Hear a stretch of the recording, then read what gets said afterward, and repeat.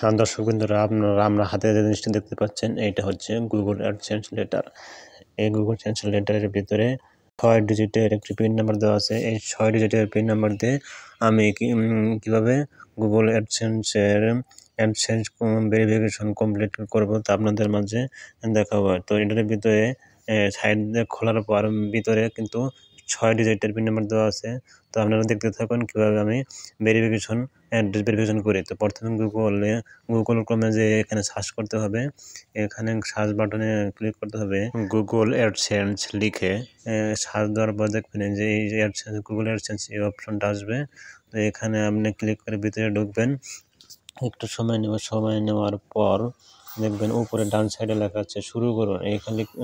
এখানে ক্লিক করবেন। তো এখানে ক্লিক করার পর আপনি যে জিমেল দিয়ে আপনি গুগল অ্যাডসেন্স লেটার খুলছিলেন সেই জিমেল এখানে লগ ইন করে নিতে হবে। সেই জিমেল এখানে লগ ইন করার পর দেখবেন উপরে লেখা আছে এই অপশনের অ্যাকশন বাটন। এখানে আপনি সঠিকভাবে ক্লিক করবেন। ক্লিক করার পর দেখবেন তারপর অন্য একটি পেজ চলে আসছে। দেখেন এখানে লেখা আছে আইডেন্টি ভেরিফিকেশন কমপ্লিটেড। তো আমি এখানে আইডেন্টি ভেরিফিকেশন করেছিলাম আমার নিজের স্মার্ট আইডি কার্ড দিয়ে এখানে ভেরিফিকেশন করছিলাম। তো তারপরে কিছুদিন পরে আবার দেখেন অ্যাড্রেস ভেরিফিকেশনের একটা অপশন আছে, এখানে লাল চিহ্ন দেওয়া আছে। তো এখানে নিচে লেখা আছে enter the pin we mail to your payment address. তো পেমেন্ট অ্যাড্রেসের এখানে 6 ডিজিট ভেরিফিকেশন পিন এখানে দিতে বলছে।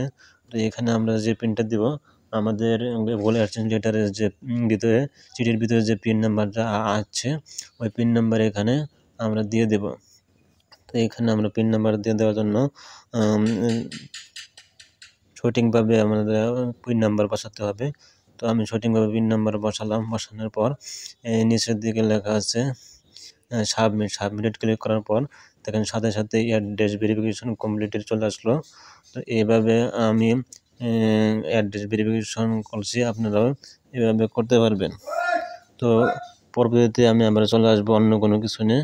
সে পর্যন্ত আপনারা ভালো থাকবেন। ধন্যবাদ।